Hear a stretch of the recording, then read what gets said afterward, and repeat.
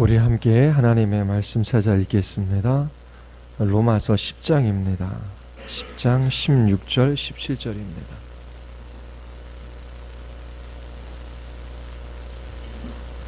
로마서 10장 16절 17절입니다.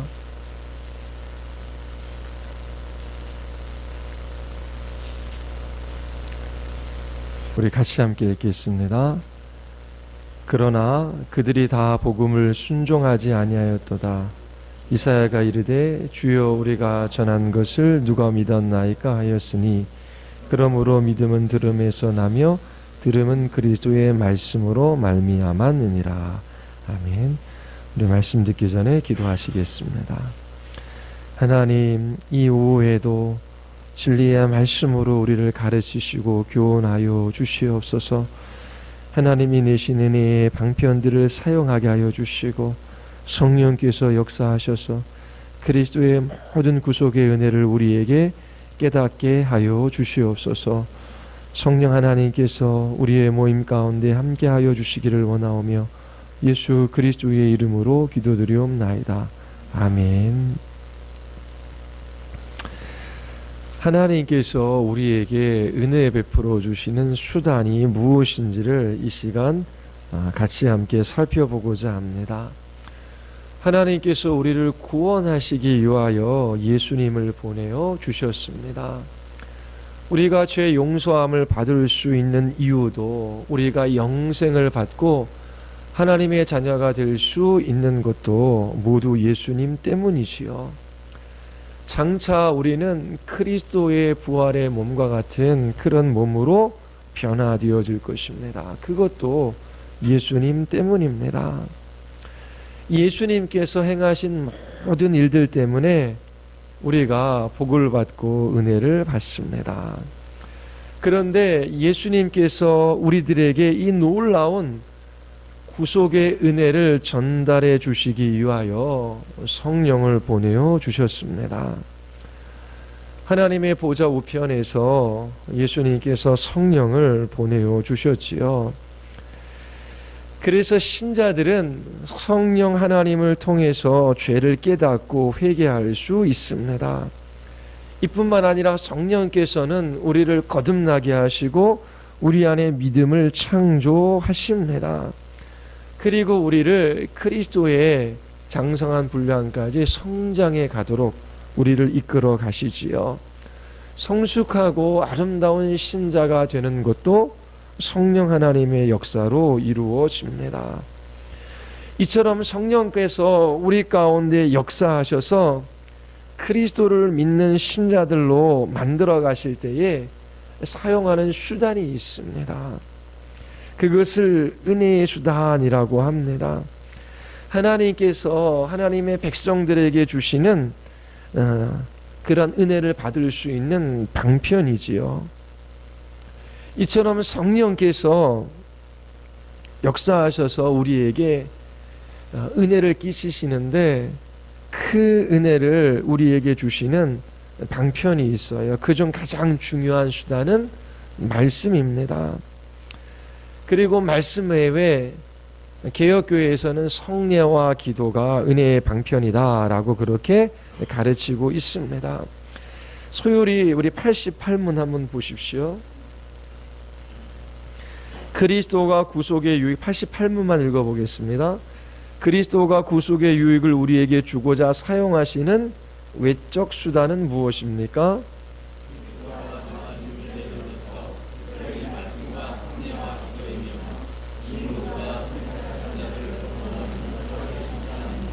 예. 자, 여기에서 중요한 게 외적이고 일반적인 수단이라고 하는 그러한 표현입니다. 근데 좀 여기 생략하고 앞에 빼뜨린 것 같아요. 외적이고 일반적인 수단입니다. 그리스도가 구속의 유익을 우리에게 주고자 사용하시는 외적이고 일반적인 수단, 이게 말씀과 성례, 기도라고 그렇게 우리는 신앙을 고백합니다. 이러한 은혜의 수단들을 통해서 성령께서 역사하시는 것이지요. 은혜는 하나님께서 주시는 복이라고 생각하면 됩니다. 우리가 흔히 복하면 건강도 복이고 물질의 복도 복이지요. 구약에서 하나님께서 복을 주실 때에 땅도 주시고 장수하게 하시고 건강도 주시고 물질도 주시는 것으로 나타나요. 계시가 아직 발전되지 않은 그때에 실제적으로 눈에 보이는 것들로 하나님께서 복에 관해서 이야기해 주시는 거예요. 이제 모든 계시가 완성되어졌어요. 예수 그리스도 안에서 하나님께서 우리에게 하늘에 속한 모든 신령한 복을 주셨어요. 하나님께서 이러한 복을 주실 때에 수단을 사용하십니다. 도구가 있다라고 하는 것이지요. 하나님께서 우리에게 복을 주시는, 은혜를 주시는 그 수단을 그 소요리 88문에서는 말씀과 성례와 기도로 그렇게 우리에게 가르쳐주고 있습니다. 은혜를 주시는 분과 은혜의 수단이 분명히 있음을 우리에게 말해주고 있어요. 오늘 우리가 살펴보고자 하는 것은 성령께서 그 말씀을 가지고 어떻게 우리에게 은혜를 베풀어 주시는지, 성령 하나님과 말씀과의 관계를 알아보고자 합니다. 자, 우리가 읽은 이 소요리 문답 88문에서 외적이고 일반적인 수단이라고 그렇게 우리에게 알려주고 있어요. 외적인 수단으로 말씀과 성례와 기도가 있는데 이것과 대비되는 내적인 수단도 있다라고 하는 뜻입니다. 우리가 거듭나고 변화되어지고 거룩해지는 과정 속에서 외적으로 하나님께서 사용하시는 수단이 있어요. 그러나 우리의 마음 속에 역사하시는 성령님의 내적인 사역이 없이는 이 외적인 수단은 아무런 효과도 없습니다. 이처럼 성령 하나님께서 외적인 수단을 사용하셔서 우리의 내면에 역사하시는 것과 대비해서 외적 수단이라고 하는 그런 표현을 88문에서 쓰고 있습니다. 일반적인 수단이라고 하는 말은 특이하고 비상한 그런 방법의 역사가 아니라 일반적이고 보편적으로 사용되는 수단이라고 하는 얘기입니다. 하나님께서 우리에게 은혜를 주셔요. 복을 주셔요. 그때 외적으로 사용하는 일반적인 수단이 있다라고 하는 것입니다. 오늘 배우고자 하는 건 말씀이에요. 그런데 특별한 방법으로 성령께서 역사하기도 하셔요. 예를 들어서 정신지체 아이들, 하나님께서 은혜를 주실 때 사용하는 수단이 뭐라고요? 말씀. 근데 그 말씀을 깨닫고 이해할 수가 있습니까? 언어 능력이 안 되는데요. 그러면 우리의 자녀들 중 정신지체 아이가 있다면, 그리고 교회에 나오는 성도들의 자녀 중 그렇게 학습 능력이 현저히 떨어지거나 정신적인 큰 장애가 있는 그러한 아이들이 있다면 하나님의 은혜를 전혀 못 받는 것입니까? 구원은 하나님께 속한 것이지요. 분명히 우리가 거듭나고 변화되고 거룩해져가는 그 과정 속에서 하나님께서 외적으로 일반적으로 사용하는 수단은 말씀이에요. 그게 일반적이고 보편적인 거예요. 성령께서 말씀을 사용하셔서 거듭나고 변화시키고 거룩하게 하시는 거예요. 그런데 말씀을 알아듣지 못하는 이러한 장애가 있는 사람들에게 있어서 성령께서 비상한 방법으로 역사하기도 하십니다. 예외적인 상황을 우리는 인정합니다. 이 예외적인 상황을 제외한 경우 사람들이 복음을 듣고 죄를 회개할 때에 말씀이라고 하는 일반적인 수단을 사용하시는 것입니다. 그런데 이러한 은혜의 수단과 방편에 관해서 양극단의 잘못을 범하는 그러한 일들이 있습니다. 첫째는 로마 가톨릭입니다. 그들은 그저 은혜의 수단을 사용하기만 한다면 자동적으로 복을 받을 수 있다, 은혜를 받을 수 있다라고 생각합니다. 그래서 말씀보다 성례를 종종 더 중요하게 여기지요.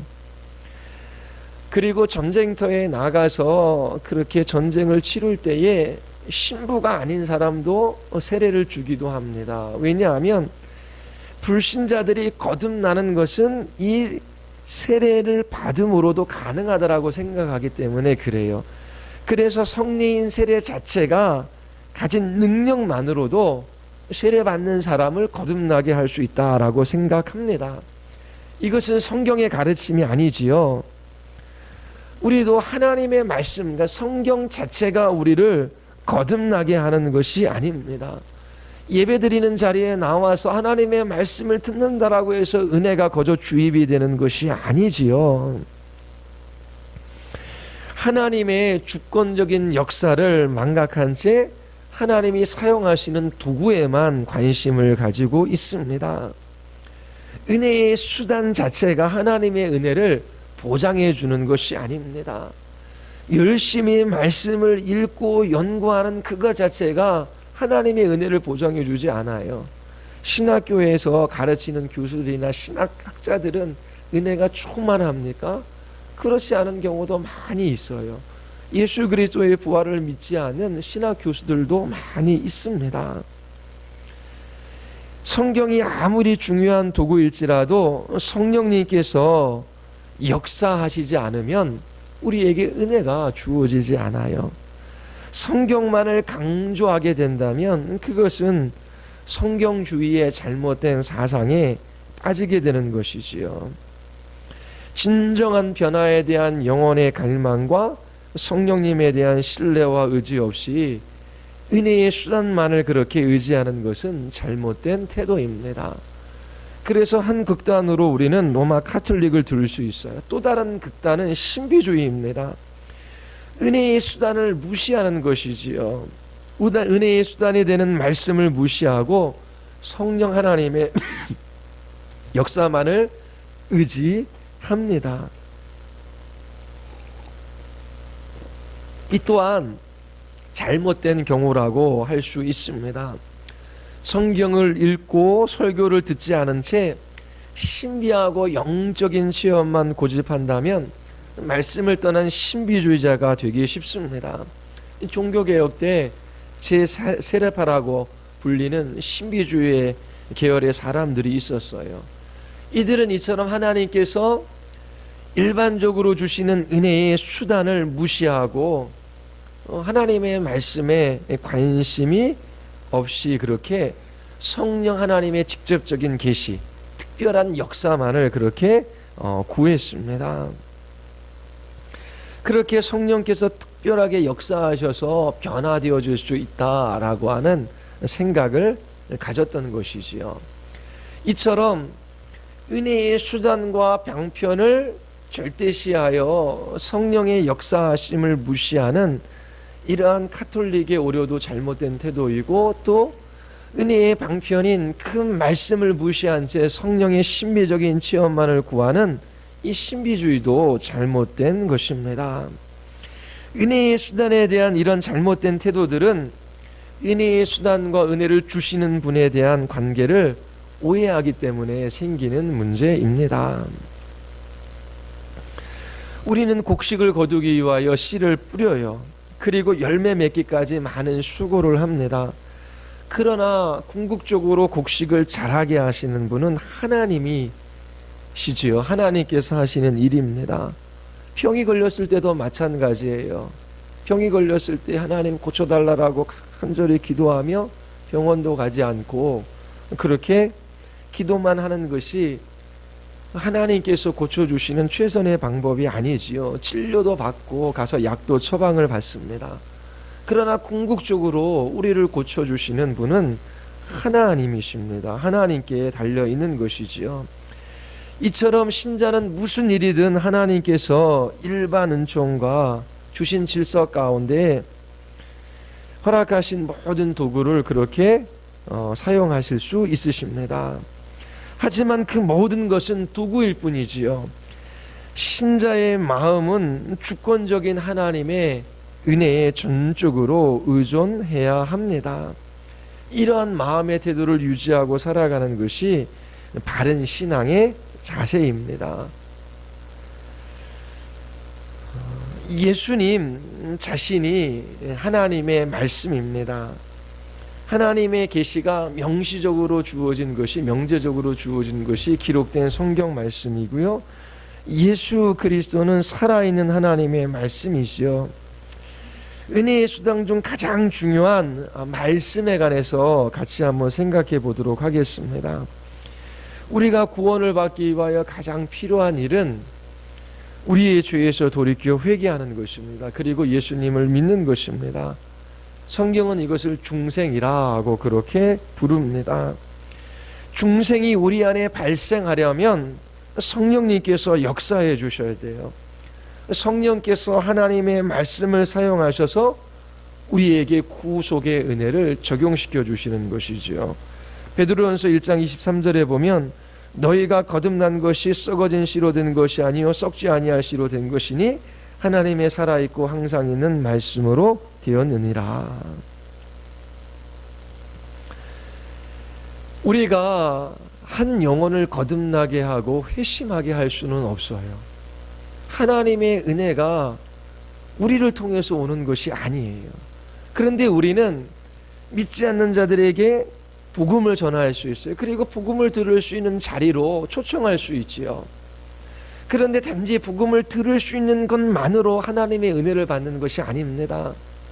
성령 하나님께서 그 말씀을 가지고 한 영혼을 거듭나게 하시고 회심하게 하시는 은혜의 역사가 있기를 위하여 우리는 간구합니다.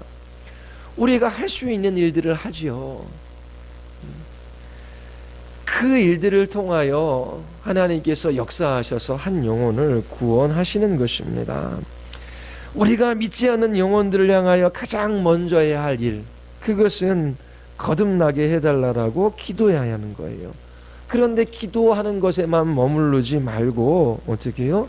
복음을 전할 수 있어야 하는 것입니다. 하나님의 말씀을 들을 수 있는 그 자리로 영혼들을 초청하고 그 영혼들에게 말씀이 선포되어질 때에 성령께서 역사하여 주시도록 간절히 기도해야 합니다.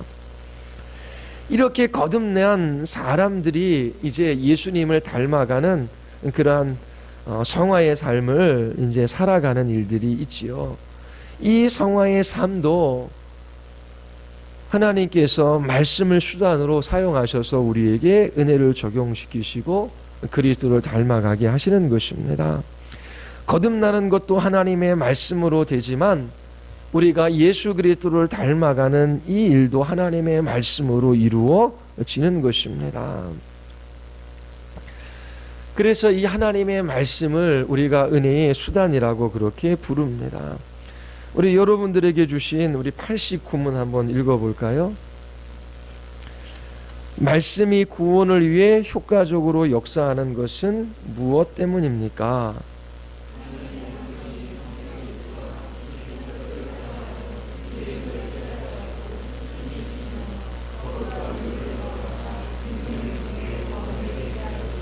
예.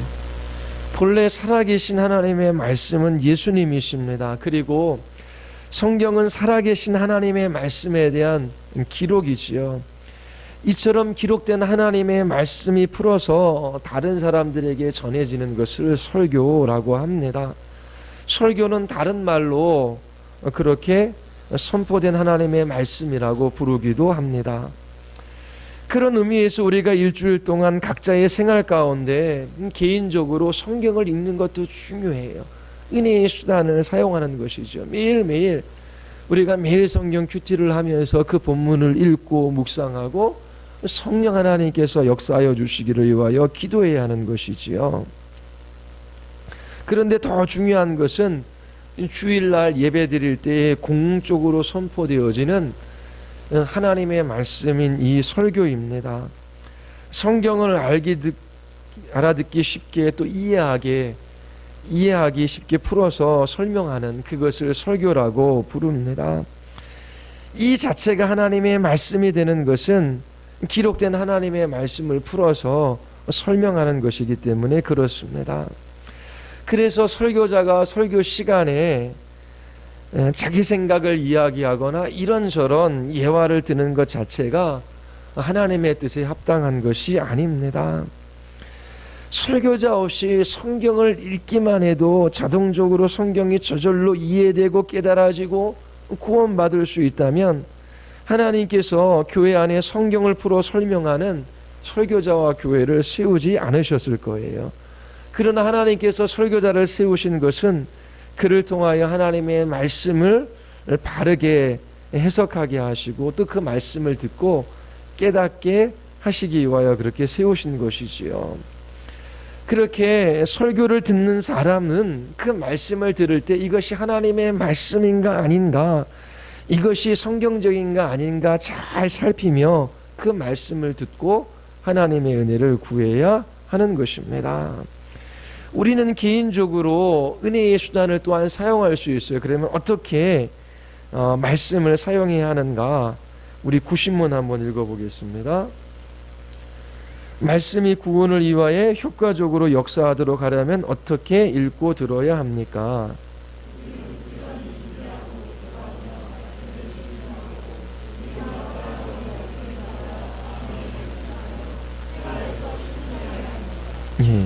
이 구신문은 특별히 은혜의 수단으로 하나님의 말씀이 사용되어질 때의 설교를 중요하게 강조하고 있습니다. 설교 가운데 하나님의 은혜를 누리기 위하여 우리에게 필요한 자세가 무엇인지를 설명해 주는 것이지요. 첫째, 말씀이 구원을 위해 효과적으로 역사하도록 하려면 부지런히 준비해야 합니다. 하나님의 말씀을 보는 성경 읽기와 설교를 포함해서 가장 중요한 마음의 자세는 부지런함입니다. 이 부지런함은 주님의 말씀을 듣기 위해 모이기 위해서 부지런히 힘을 쓰는 것을 의미합니다. 하나님의 말씀을 배울 수 있는 자리, 하나님의 말씀을 들을 수 있는 자리, 하나님의 말씀이 선포되어지는 자리에 부지런히 나가야 함을 우리에게 말해주고 있습니다. 우리 하나님의 은혜를 풍성히 누리기 위해서는 우리의 생활을 정돈하고 예배에 참석할 준비를 해야 하는 것이지요. 습관적으로 몸만 예배당에 와 있다고 해서 은혜를 받을 수 있는 것이 아닙니다. 마음을 집중하고 하나님의 은혜 주심을 갈망하며 그렇게 하나님께 나아가야 하는 것이지요. 예배를 향한 준비된 마음을 가지고 와야 합니다. 준비된 마음 없이 예배 시간에 늦거나 분주하거나 그렇게 딴 생각을 하며 그 자리에 앉아 있다면 주님께서 역사해 주실 리가 없지요. 그리고 준비된 마음은 간절한 기도로 이어집니다. 특별히 설교 시간에는 하나님께서 선포된 말씀을 사용하셔서 은혜 주시기를 위하여 그렇게 기도해야 하는 것입니다. 설교자가 하나님의 말씀을 바르게 선포할 수 있도록 기도해야 합니다. 그리고 자기 자신을 위하여 기도해야 하는 거지요. 성령 하나님께서 오늘 이 시간 설교자를 통하여 우리에게 주시는 말씀을 깨닫게 하시고 그 하나님의 말씀을 들었을 때에 하나님의 뜻에 온전히 순종하며 살아갈 수 있도록 도와달라고 하나님 앞에 간절히 기도해야 하는 것입니다. 씨 뿌리는 자의 비유가에서 씨가 중요한 것이 아니라 어디에 뿌려졌느냐가 중요한 것이지요. 옥토에 뿌려졌을 때에 30배, 60배, 100배의 열매를 맺을 수 있다라고 말씀하십니다. 옥토와 같은 마음으로 그렇게 주님의 말씀을 받을 준비를 해야 하는 것입니다. 하나님께서 우리에게 설교자를 통하여 말씀하실 때에 그 말씀을 통하여 성령께서 역사하셔서 풍성한 열매를 맺게 해 주시기 위하여 기도하며 사모하는 마음을 가지고 그렇게 말씀이 있는 자리로 나아가야 하는 것입니다. 설교자와 또 듣는 자신과 온 회중을 위하여 성령께서 은혜를 베풀어 주시도록 그렇게 예배 전에 와서 10분이고 20분이건 기도하는 것이 너무나 중요한 일입니다. 그리고 우리가 설교를 들을 때에 두 가지 태도가 필요합니다. 하나는 믿음과 사랑으로 하나님의 말씀을 받아야 하는 것이지요. 우리가 성경을 읽을 때에 그리고 설교를 들을 때에 우리의 마음의 자세는 단순히 바울이 말했으니까 또 목사님이 말했으니까 라고 하는 그러한 태도를 가지고 있어서는 안 됩니다. 하나님께서 말씀하신 것을 지금 하나님께서 설교자를 통해서 나에게 말씀하고 계시다라고 하는 그러한 생각을 갖고 믿음으로 화답해야 하는 것입니다. 목회자가 강단에 서서 하나님의 말씀을 선포할 때에 저건 목사님의 말이지 라고 하는 것이 아니라 하나님께서 세우신 설교자를 통하여 오늘도 하나님의 보좌 우편에서 선지자 직분을 감당하심으로 주님의 말씀으로 그렇게 우리가 생각하고 믿음으로 반응해야 하는 것입니다. 그런 마음의 태도를 가진 사람에게 이 성경과 설교가 살아 역사하는 하나님의 말씀이 되는 것이지요.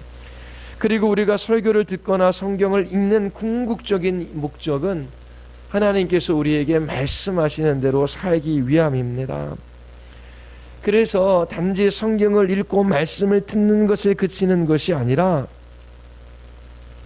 그 말씀을 따라 살아가는지 자기 자신을 돌아보는 일들이 필요합니다. 말씀을 들을 때에 거울에 자기 자신을 비추어 보는 것과 같아요. 나의 연약함이, 나의 무지가, 나의 부주의함이, 나의 죄가, 나의 허물이 무엇인지를 말씀을 통해서 하나님께서 보게 해주시지요. 그래서 돌이켜 회개하면 됩니다. 그리고 하나님이 어떠한 하나님이시며 그분이 우리를 위하여 어떠한 일들을 행하셨고 또 믿는 우리들에게 요구하시는 바가 무엇인지를 잘 귀담아 듣고 전심으로 하나님을 의지하고 그 하나님의 말씀 앞에 순종하며 살아가고자 하는 그러한 태도와 자세가 필요한 것입니다. 하나님께서 우리에게 은혜를 주시기 위해서 성령님과 은혜의 수단인 성경 그리고 매주 선포되어지는 설교를 주께서 주셨습니다. 어떤 사람들은 은혜를 받는데 어떤 사람들은 은혜를 받지 못해요. 그 이유가 무엇이겠습니까? 하나님의 말씀을 향한 간절한 갈급함이 있어야 돼요. 그리고 하나님을 추구하는 마음이 있어야 되지요.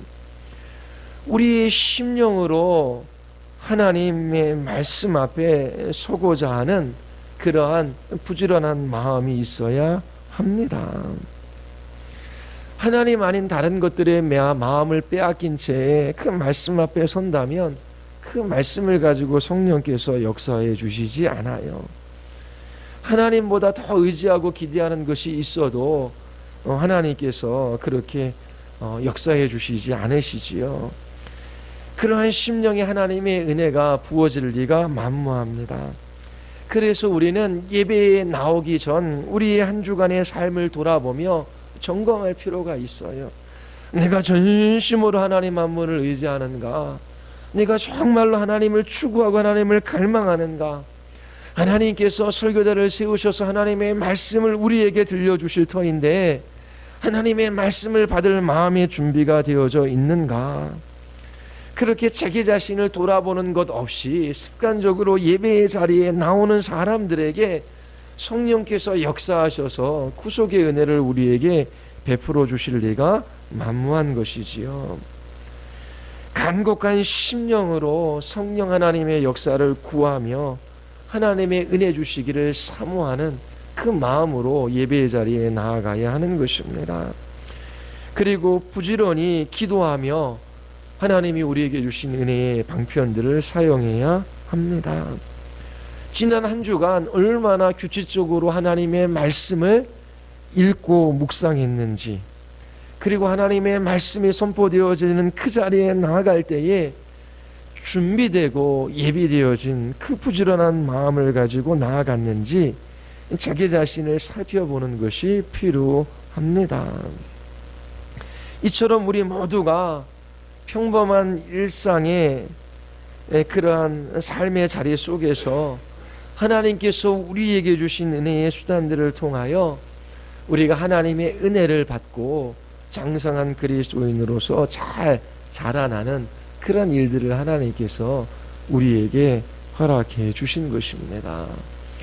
하나님께서 우리에게 예수 그리스도의 모든 구속의 은혜를 적용하시는 그러한 수단으로 말씀을 우리에게 주셨고, 그 외적인 수단, 일반적인 수단, 그것만으로 되지 않고 성령께서 역사에 주셔야 한다라고 하는 것을 기억하고, 여러분들이 준비된 마음으로 그렇게 예배의 자리에 나오고 한 주간도 부지런히 하나님이 주신 은혜의 수단들을 사용하며 성령 하나님의 역사하심을 위해서 기도하는 여러분들이 되시기를 바랍니다. 우리 같이 한번 기도하시겠습니다.